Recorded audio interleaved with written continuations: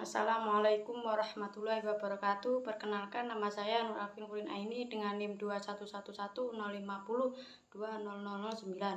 Di sini saya akan menanggapi video dari Bapak Dr. Abdul Nafis LC.MEI yang dijelaskan oleh beliau tentang ekonomi terbuka atau ekonomi 4 sektor.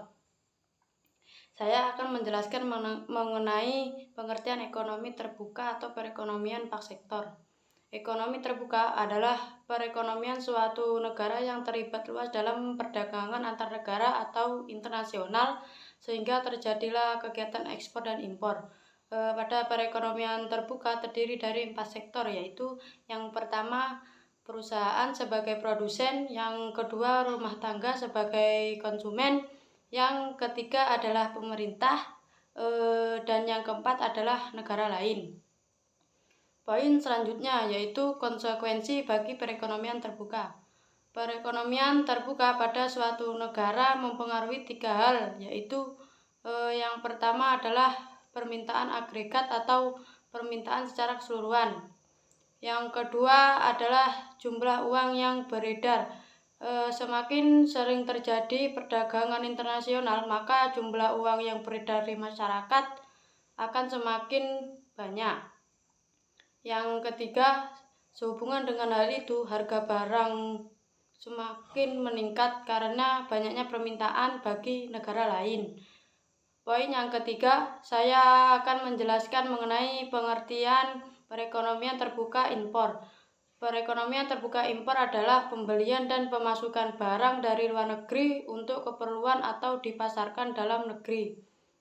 Contohnya, negara A membutuhkan minyak bumi, sementara di negaranya tidak diproduksi minyak bumi. Maka untuk keperluan negaranya, negara A harus mengimpor minyak bumi dari negara lain. Manfaat perekonomian terbuka impor ada 3 hal, yaitu A. Memperoleh barang dan jasa yang tidak dihasilkan setiap negara. B. Memperoleh tenaga kerja modern. Dan C adalah memperoleh bahan baku yang diperlukan oleh negara tersebut.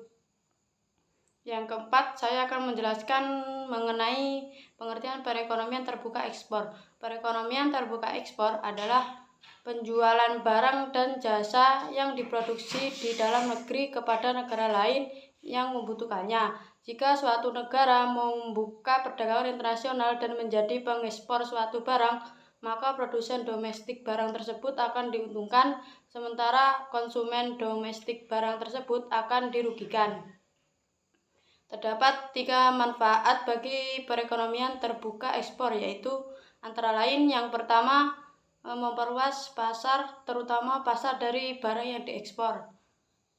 Yang kedua adalah menambah devisa suatu negara yang diperoleh dari keuntungan atas kegiatan ekspor barang tersebut. Dan yang ketiga adalah memperluas lapangan kerja.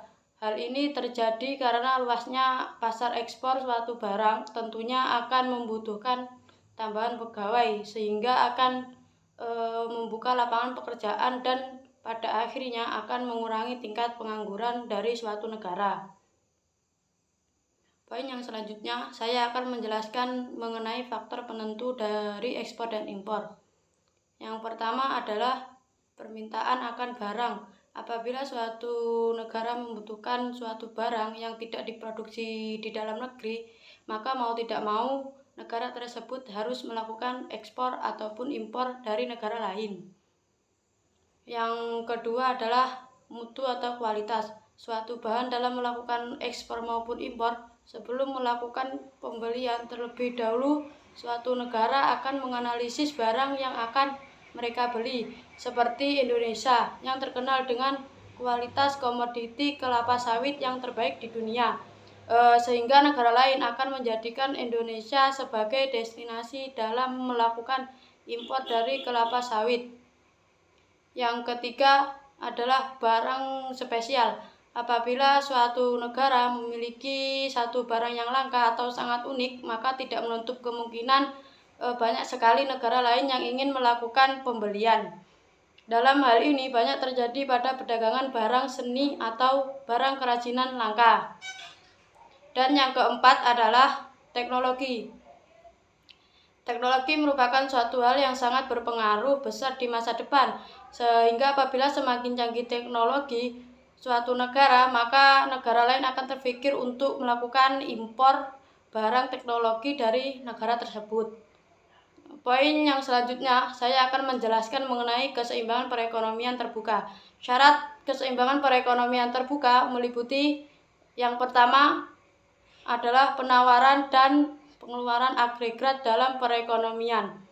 Pada perekonomian terbuka, barang dan jasa yang diperjualbelikan dalam negeri terdiri dari dua golongan, yaitu yang A, barang yang memang sudah diproduksi di dalam negeri dan mempengaruhi pendapatan nasional, dan yang B adalah barang yang diimpor dari luar negeri. Dengan demikian, penawaran agregat negara terdiri dari pendapatan nasional dan impor barang.